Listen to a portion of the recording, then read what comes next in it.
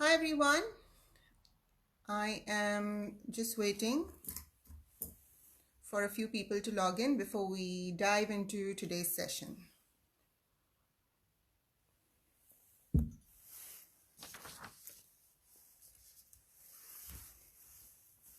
So it's Father's Day today, and I just wanted to begin by wishing all you wonderful dads out there all over the world a very, very happy Father's Day. I hope you've been thoroughly spoiled by your loved ones, and I hope you've had an amazing day so far. So may the celebrations continue. Now, you all know the drill. When you log in, please take a moment to quickly type and say hi to me. Just say hi, Nim, and if possible, let me know which part of the world you're logging in from, which city, etc. And that'll help make it an interactive session. Now, with the Sunday chats, because these are live sessions, and because I explore different topics each week, if you have a question related to today's topic, as much as possible, type those in the comments while I'm in the live session. Because once the live session finishes, it's difficult for me to respond to any questions that you might have about the topic. Okay, so there's a few lovely people saying hi. Esther from New Zealand. How are you, Esther? Good to see you. Jyoti, hi, good morning from Mumbai. Good morning to you too, Jyoti. Well, it's afternoon here, but good to see you, Jyoti. Hi, Bernadette, how are you? Hi, Swati, good to see you. So please do keep saying hi, and every now and then I'll pause and say hi back to you. For those of you who don't know me, my name is Nim Kolkar. I am a life coach, a motivational speaker, and author based in Sydney, Australia. And Sunday Chats with Nim is my weekly Facebook live show where I explore topics that help you get ahead both in your personal and professional lives. Today we're going to talk about my favorite topic, an area that I specialize in, which is communication skills. And the topic is how to become a better communicator. Now, if you wish to get ahead in your career, if you want to raise your hand for leadership roles and be selected for those roles, if you want to be able to get along with your co-workers, particularly those toxic colleagues who drive you crazy, if you want to reduce conflict in the workplace, then you truly need to hone your communication skills. Today, I'm going to use the next 20 minutes roughly to share with you some key strategies and some key tips to help you get started on your journey towards becoming a better and a more effective communicator. While I'm waiting for people to join in, I'm going to share with you a couple of really insightful quotes from famous people that talk about the essence of good communication.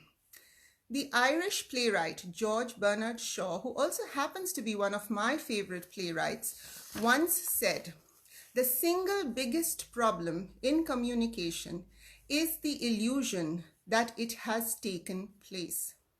And that is so true when it comes to our day-to-day interactions with the people around us, whether that's in our personal life or at work.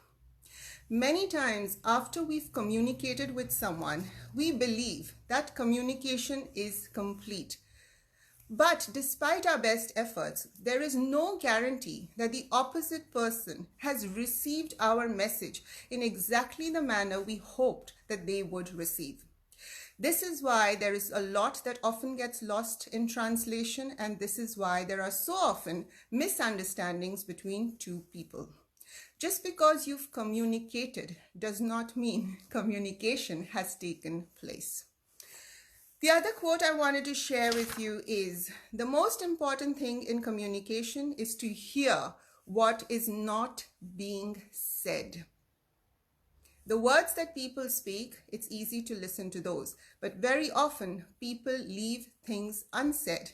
And a good communicator is able to gauge what the other person has not said. And the third quote I wanted to share with you was, "The biggest communication problem is we do not listen to understand. We listen to reply." Okay, so let's get started with today's topic. I'm going to give you 3 different strategies that will help you get started. Like I said, get started on your journey towards becoming a better communicator.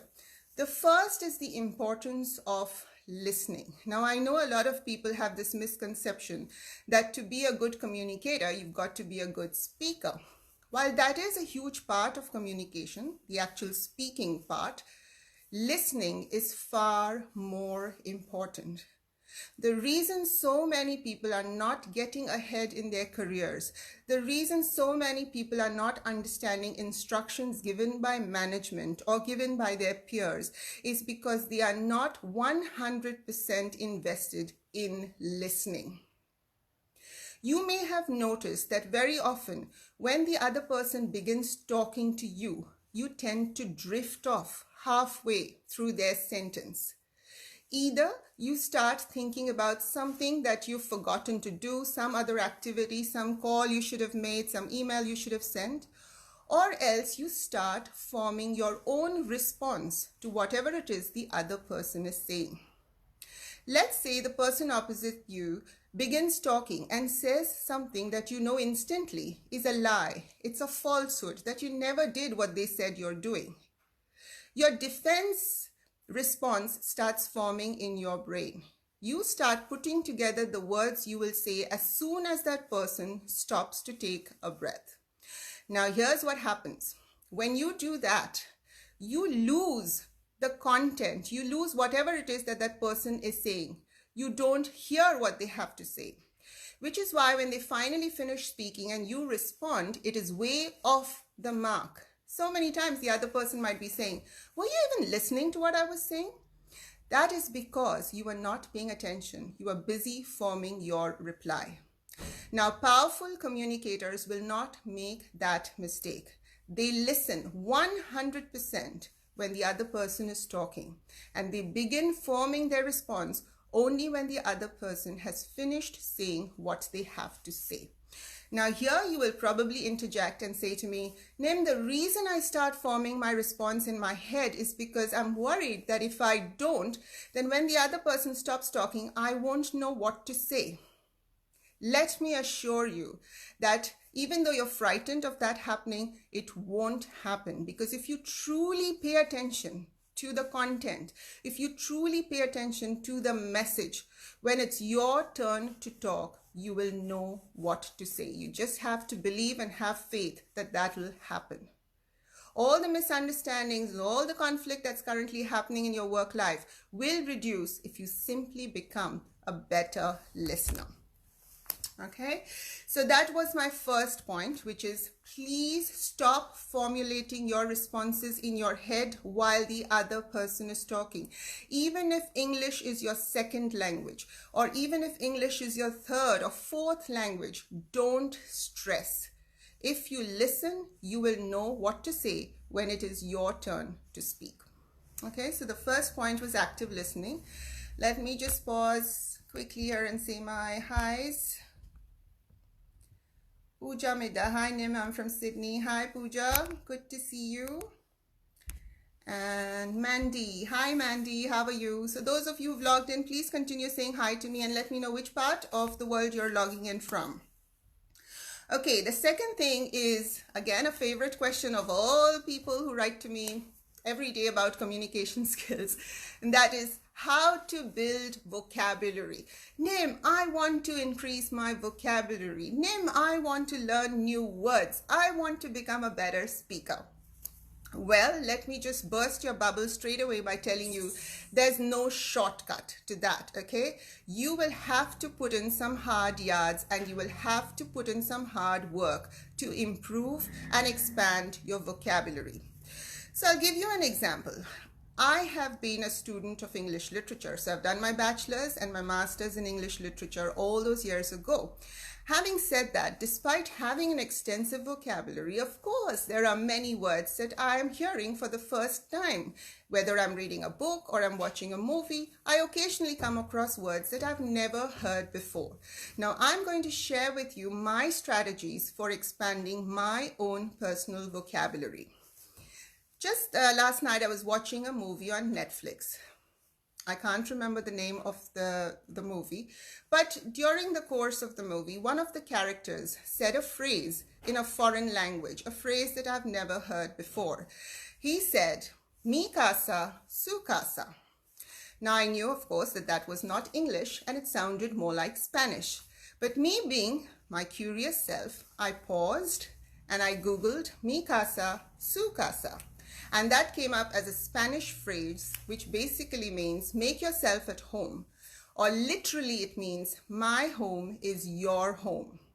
Okay, so I have suddenly increased my vocabulary of a foreign language simply by looking up the meaning. So I typed "mi casa, su casa" meaning, and it comes up in Google that means my home is your home.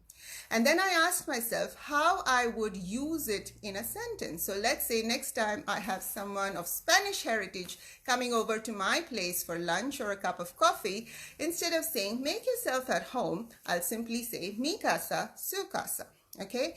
Now, I'm going to give you an example for English words that you come across. Let's say you are reading a book and you come across a word called paramount. Paramount. Let's say you've never heard this word before. Don't just look at the book and say, oh, that's an interesting word, I've never heard it before, and then forget all about it. Keep a notebook handy. That's what I do when I'm reading. Okay? And then jot down that word. Write down paramount so that you don't forget all about it. When you finish a chapter, I want you to go back to your notebook, to that list of words that you've collected. Go to Google and type in paramount meaning. What'll come up, it'll probably say something like, paramount means more important than anything else. Or it might say paramount means significant. What you then need to do is simply writing down the meaning of a word, a new word that you just learned, does not improve your vocabulary because it will go right out of your mind if you don't cement the knowledge of how to use that word in a sentence. The next step is to find out how you pronounce it. So you go back to Google, you write down paramount, and you say paramount pronunciation. It will give you exactly where you need to stress the different parts of the word. So you say that a couple of times, once, twice, thrice, so you know how to say it correctly. The third step is to ask yourself, how would I use the word paramount in a sentence, for example, in my workplace emails or in my workplace conversations? So you could say something like, submitting that report by 5 p.m. this evening is of paramount importance. So next time you want to say something is extremely important, instead of saying it's extremely important, you can use the word paramount. You can say it is of paramount importance. So here's the secret to expanding your vocabulary. The only way a vocabulary will increase is by you understanding how to use a new word in an actual sentence structure. It's only by practicing saying that word different times. Bring it into your conversation. Say it to people in your family, just so that it becomes cemented in your brains, just so that it becomes embedded in your memory, so that you don't forget. Only by using a word in sentences will it become a part of your expanding vocabulary.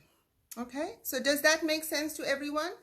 Don't just watch movies or read books like a reader or a viewer. Also wear a student's hat. Whenever I'm watching a movie, yes, I'm enjoying the story and I'm enjoying the plot twists, but I also have a part of me tuned into language, how it is used, the kind of words that are used. And if I come across a word I've never heard before, I make sure that I look it up, I look up the meaning, and I immediately try to think of how I would put it in a sentence. Only then will it become part of your vocabulary. If you simply look at a word and look up its meaning, you will not recall it when you need it. Okay? Any questions so far? We've got Philomena from Malaysia. Hi, Philomena, how are you? Manali, good to see you. Jyoti, what is Jyoti said? By reading. Yes, so Jyoti, I'm assuming you're saying that by reading, you can improve your vocabulary. That's right, but like I said, you need to also look up the meaning and try and use it in a sentence structure for it to become a permanent part of your vocabulary. Now I come to the third and the last and the most interesting part of today's talk. 3 phrases I want you to completely avoid in the workplace. If you're using these words or phrases, please eliminate them ASAP. They are not doing you any favors. They're not serving you. In fact, they are holding you back. If you've been rubbing people the wrong way, if you've been annoying people, if you're not certain why people don't like you or why they don't support or endorse your ideas, it's probably because you are using one of these 3 phrases or words. Okay? So the first phrase that I want you to give up is, I'll try my best. I will try my best. Not a good phrase. Let me explain why. Let's say, for example, if someone says to me, hey Nim, I need this report by 5 p.m. this evening. Do you think you can give it to me by 5 p.m. this evening? And let's say I say, okay, you need it by 5 p.m. I'll try my best. I'll try my very best. To you, that might sound amazing. But what the other person hears is, so does that mean you can give it to me by 5 p.m. or you can't? What does trying your best mean? Does it mean I'll get what I want or I won't get what I want? It is not clear. Because when you say I'll try my best, it does not give the other person any kind of certainty or reassurance that they will get what they ask for. You need to know whether you can or you cannot submit that report by 5 p.m. Don't say I'll try my best. Be a little bit more specific. If you know that you can submit by 5 p.m., instead of saying I'll try my best, you say, certainly I'll have it sent out to you before 5 p.m. And if you've got the slightest suspicion that no, you will not be able to submit it by 5 p.m., you need to let them know. But don't simply say, no, I don't think I can get it to you by 5 p.m. Give them an alternate solution. For example, you can say, I doubt I'll be able to complete it by 5 p.m., but I'll certainly have it emailed to you first thing tomorrow morning. How does that sound? Do you see the difference in the quality of communication? You will be seen as a more credible communicator when you're able to eliminate vague, fuzzy phrases like, I'll try my best. You might think it's admirable that you're going to give it your best shot, but it does not help the person who's making the request. So next time at work, someone asks you for something, don't say, I'll try my best. Either say, yes, you can do it. And if you can't do it, let them know by what date, by when, by what time you will be able to give them what they're looking for. Okay? So the first phrase you need to eliminate is, I'll try my best. It's a wishy-washy phrase. It does you no favors, and it is not having the kind of impact you think it should. The second phrase, or rather word, I want you to eliminate is whatever. Whatever. Oh, it's my pet peeve. Okay, let's say your boss or your colleague says to you, hey Nim, do you think you'd go with option A or option B? Now watch my body language when I respond. Hey Nim, do you think you'd go with option A or option B? Whatever. I shrug, maybe I roll my eyes, maybe I shake my head, and I say whatever. Basically, you are hoping that you're coming across as a very easygoing person who doesn't mind whether you go with option A or option B. Typically, when we say whatever, we shrug. This is most unprofessional. A powerful communicator will not use words like whatever along with the body language of a shrug. When you say whatever, you are basically conveying the silent message that I don't really care. It does not make you sound professional. Next time someone asks you whether you want A or you want B, whether you want option 1 or option 2, even if you couldn't care less which option it is, please don't say whatever. You could say something like, I'm okay with either option.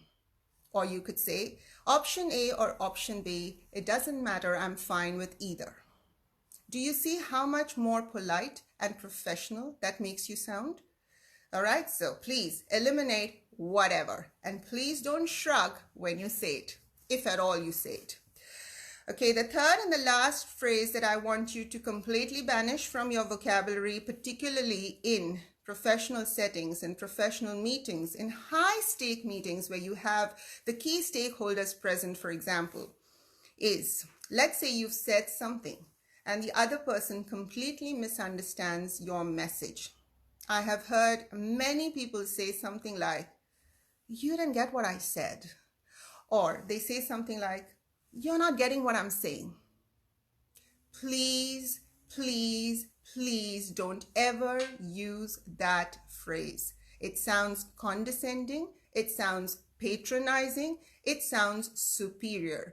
It's almost as though you're saying, you're dumb, I'm smart, you just don't get what I am trying to say. It puts the other person off. It makes them annoyed. And then you walk away from the meeting wondering and scratching your head and thinking, what on earth did I say that, rubbed that person the wrong way? Okay? So if you are saying something and the opposite person has not understood or has misunderstood or has responded in a way that makes it obvious that they have got it all wrong, instead of saying you're not getting what I'm saying, instead of saying you don't get what I'm saying, I would like you to say, take the onus on yourself. Take the responsibility on yourself. You can say something like, let me rephrase this for you. Or you can say, let me try phrasing this differently. The minute you say, let me rephrase this, you've taken the responsibility on yourself for the misunderstanding. You're not blaming them for not having understood you. When you say, you don't get what I'm saying, you're making the other person feel like a fool. But when you say, let me rephrase this, you're taking accountability for the communication process and you're letting the other person know that perhaps the flaw was in you, that you need to phrase it differently so that they can comprehend it correctly. Okay? So those were my 3 strategies, lovely people. Preeti Agarwal says hi. Hi, Preeti. Pooja Pradhan says hello. Hi, Pooja. Good to see you all.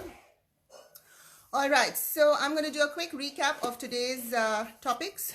The first one was active listening. Please make sure that when the opposite person is talking, you listen. Don't start formulating your response in your brain while the other person is talking. The second thing I talked about was improving your vocabulary. It does not magically improve and expand. You need to make efforts. You need to work hard on yourself. There's no shortcut to success. Like they say, the lift is broken to success. You've got to take the stairs. Okay, so each time you come across a new word, whether it is through a book that you are reading or a movie that you are watching, keep a notebook handy. Write down those words. Look them up on Google. But simply looking up a word online and understanding its meaning and pronunciation does not add it to your vocabulary.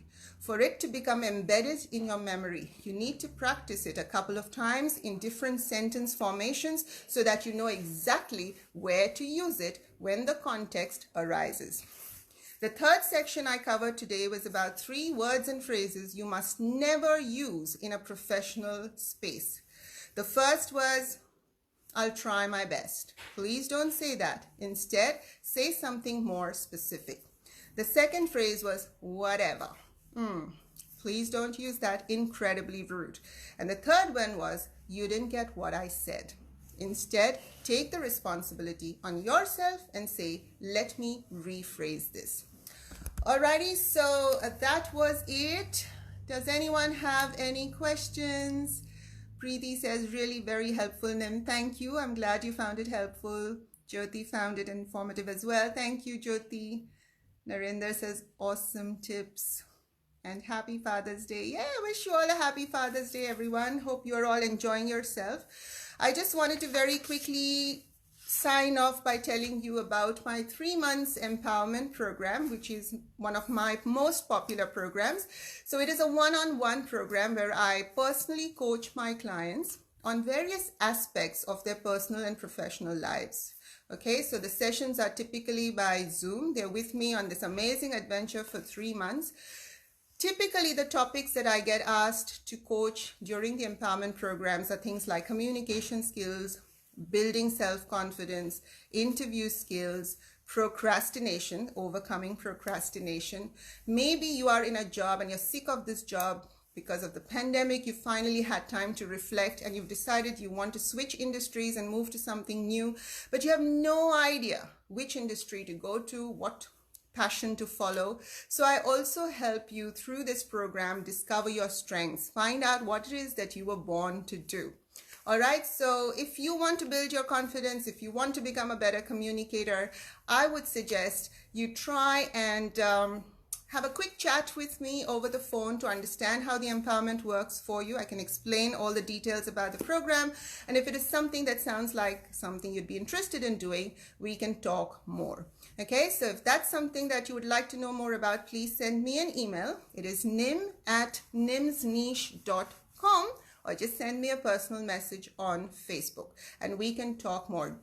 Don't forget to give me your contact number so that I can give you a call and fix a date for us to have maybe a 10-minute chat for me to find out if the empowerment program is for you. All right.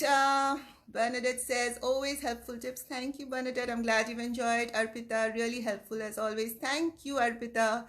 And Pooja Pradhan says, thank you, Nim. Happy Teacher's Day for teaching in different way. Thank you so much. That's very sweet. Well, thank you everyone for joining me on this very rainy Sunday afternoon here in Sydney. But I truly appreciate that you give a slice of your Sunday to me and that you join me on these sessions. So I'll see you next week with yet another topic. Alrighty, take care. Bye for now.